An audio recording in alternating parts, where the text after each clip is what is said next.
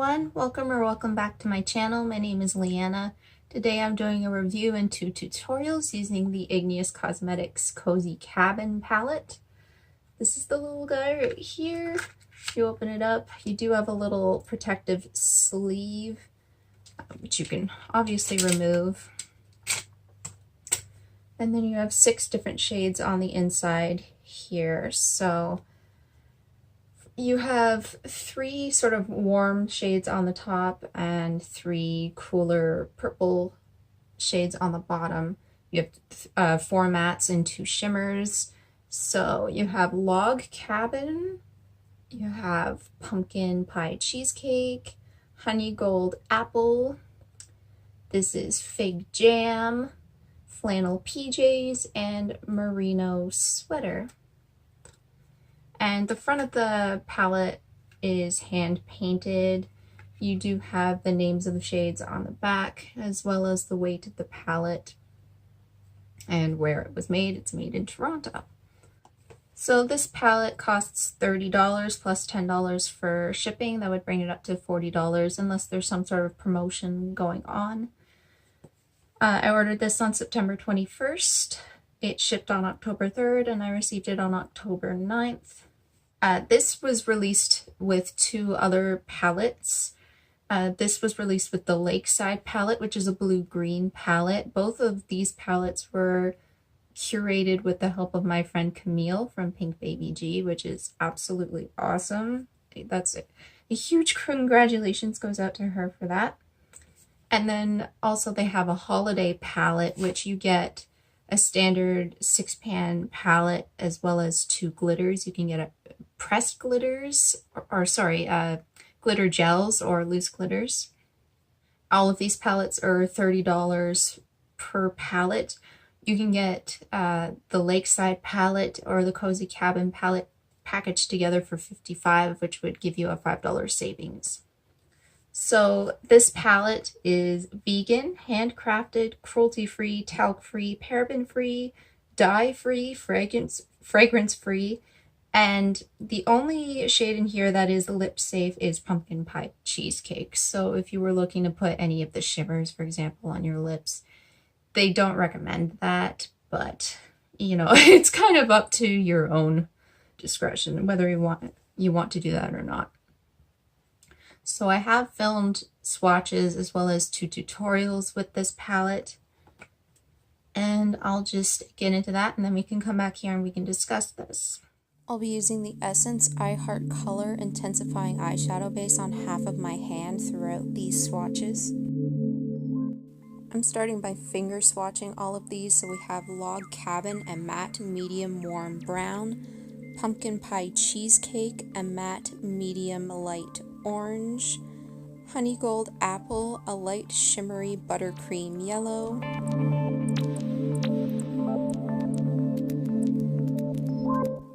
Fig Jam, a beautiful rich shimmery plum, Flannel PJs, a matte dusty purple, and Merino Sweater, a matte muted smoky magenta mauve. Next up, I'm doing brush swatches of all of the shades using a Real Techniques eye shader brush.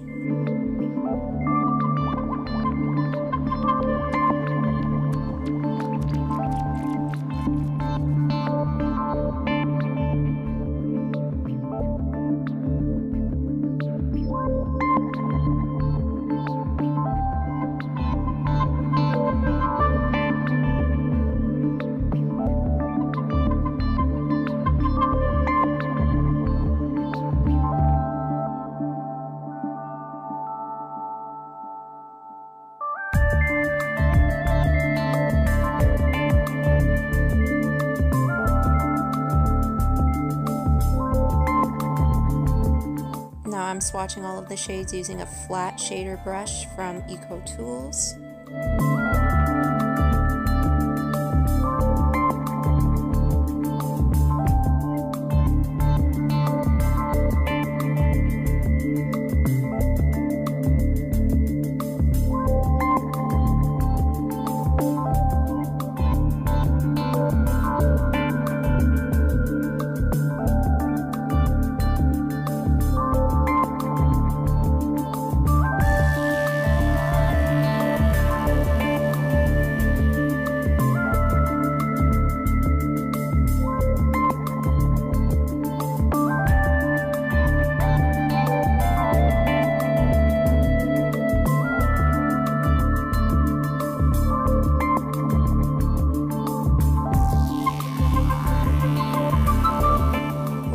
going to be doing wet swatches with the two shimmer shades using a Wet n Wild small concealer brush and Lise Watier Metamorfix drops.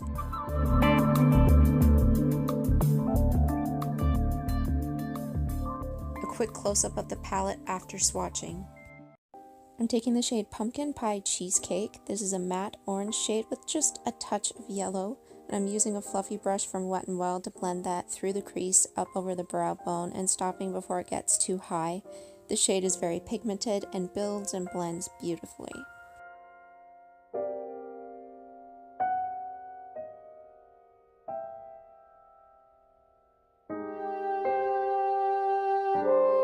Next I'm going in with Log Cabin, which is a medium dark, warm, matte brown, which is kind of a chocolatey brown if you ask me.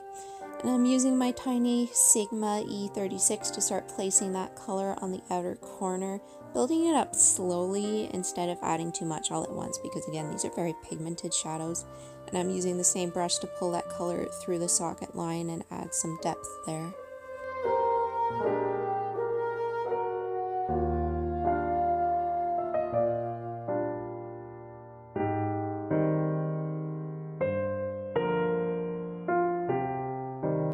In order to soften that brown shade through the crease area, I'm just taking some Pumpkin Pie Cheesecake on my Sigma brush and blending over the edges. For the empty space left on my lid, I'll be using the shade Honey Gold Apple on the Wet n Wild small concealer brush and using my Lise Watier Metamorfix drops to make it more intense. The shade is a metallic yellow gold, and I personally see the tiniest flash of green in person. The shade applies very smoothly, wet or dry, and as you can see it has no issues taking over darker shades as I'm taking it up high enough to erase a portion of Log Cabin that fell too low on my lid, creating a cleaner line. Now I'm just taking a little bit more Log Cabin on that Sigma brush and blending over the edge of Honey Gold Apple. And for the lower lash line, taking a small angled brush and more Log Cabin.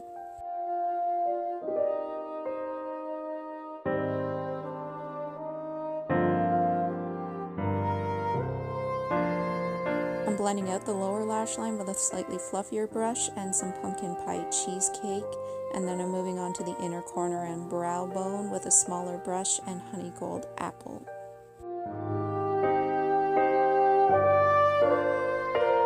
On the upper lash line, I'm taking the NYX Epic Ink Liner and drawing a small wing.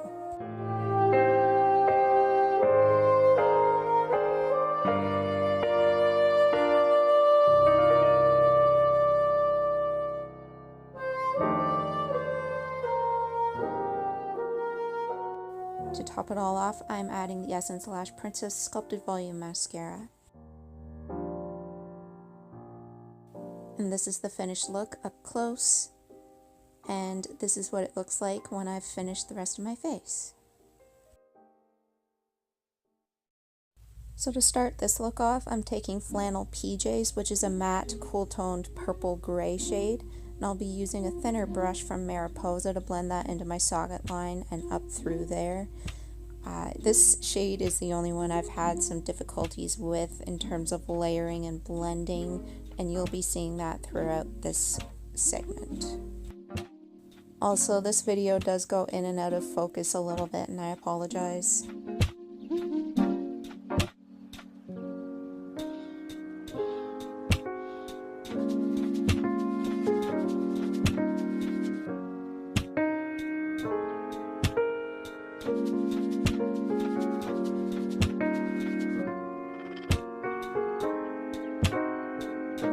Next I'll be taking the shade Fig Jam and my Lise Watier Metamorfix drops to wet that, and this is a metallic, it's kind of a neutral purple shade, and using that all over the lid with my Wet n Wild small concealer brush. And this has some nice glitter particles through it to give it a nice reflect. I really like this purple shade, it's highly reflective in the light.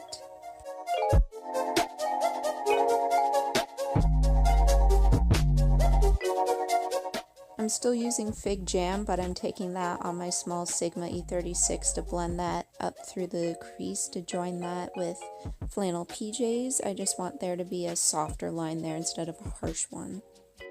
And I don't know if you can tell, but flannel PJs already looked like it had disappeared a little bit, which is odd. So I am taking more of that now on the previous brush that I used and blending more of it through the crease.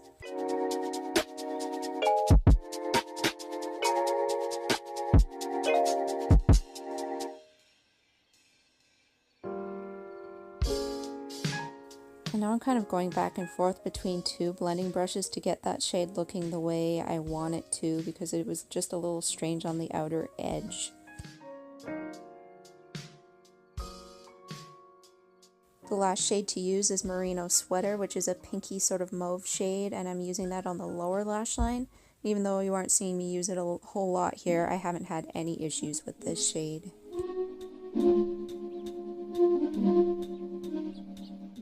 I'm going to take Honey Gold Apple and dampen that and put that in a really fine line through the inner portion of my crease using a very tiny brush.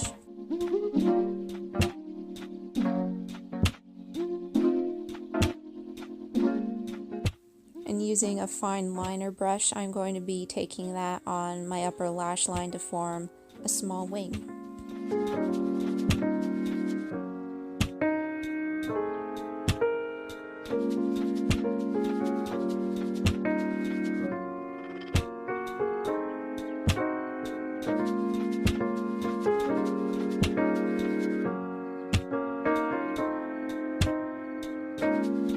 I'm also going to put that on the inner corner, and I'm going to kind of connect the inner corner up to the line that I put through the crease. And lastly, I'm just taking one coat of the Milk Makeup Kush Mascara on each eye.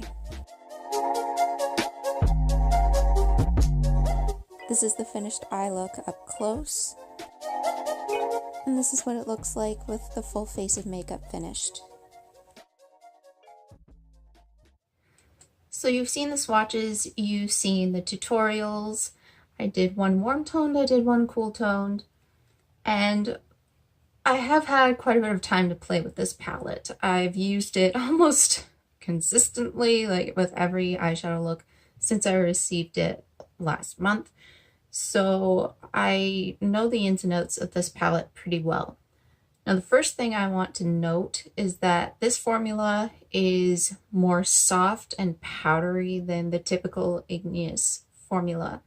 Now, that could bother some people because the Igneous formula is already quite soft and pigmented. So you will have noticed when I was doing the swatches that at the end there I show you how much powder is in the pans, and there is quite a bit, and that's just... You might be thinking, well, maybe I was pressing quite hard. So I'll show you what I do for average application is just to tap lightly like that, and I do get some powder in the pans. Now again, all you have to do is tap off, and you can see there's powder sifting up into the air, because the powder is very, very fine. So you want to be very delicate with these for sure. I know some people prefer powders where they don't have to be gentle, so that is just one thing that you want to be a little bit mindful of. You don't want to go digging hard into your eyeshadows. I never do, because I'm the type of person who like babies all of their products.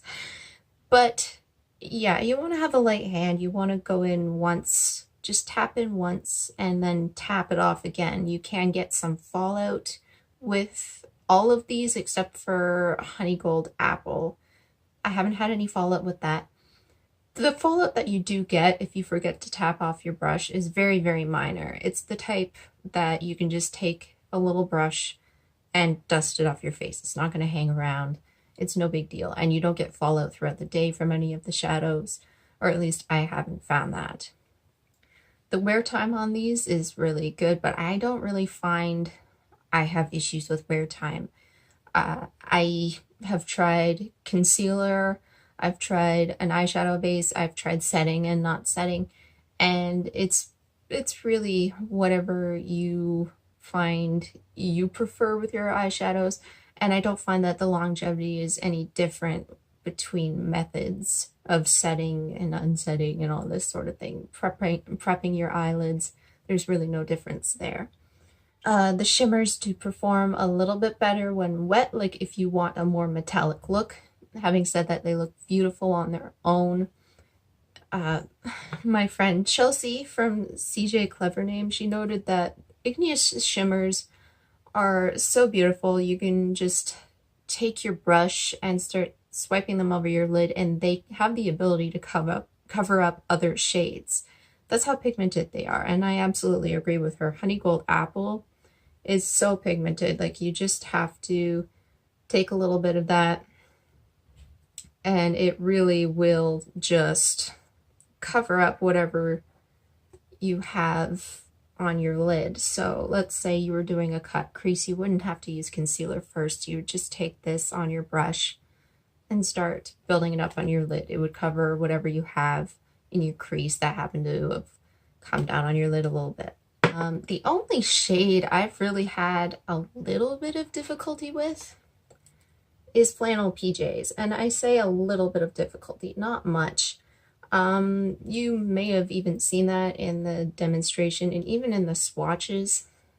It's just not quite up to par with the other shades in this palette, and I think it's honestly just the color. This color is very hard to make.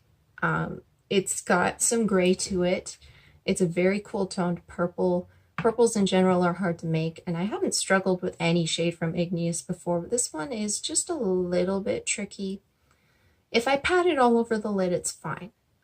If I just put it in the crease, it's fine. It's when I start blending it upwards that I can find that it gets a little bit patchy. So what I mean by that is that I'll notice it starts to go too sheer in some spots, but it's still dark in others. And that's really not an issue I've ever had with any Igneous shade before. And it's also not something that happens every single time I use this shade. It's just one of those things that happens now and again. So it's not something that would deter me from suggesting this palette. It's a very minor issue. And if you're willing to work with that shade a little bit, it's a beautiful shade. So yeah, that's the only complaint I have. All of these colors are beautiful. You can get multiple looks from this palette. They all work well with each other, so it's a very complementary palette. And I do think that it's easy enough to use for beginners as well as, you know, your intermediate and advanced eyeshadow users. So yeah, I guess that's it. I hope that you enjoyed this video. If you have any questions about this palette, please let me know and I'll get back to you. People have started coming to me for suggestions on which Igneous eyeshadows to buy because I have quite a few of them now. So that's kind of funny. And no, I don't get any kickback from Igneous. I just promote them because I love them. I have had that question come my way now, and yeah, I don't get anything free from them. I don't get any money from them. I just really love the brand. I only just discovered them this year, and it's a brand that I'll continue to support because Taylor is awesome. She gives really great customer support and feedback. She supports all of her customers really well on their social media pages, and her products are great quality. So yeah, that's really all there is to it. So I post Mondays and Fridays here on this channel in the afternoons Eastern time, and I hope to see you in the next video. Bye guys.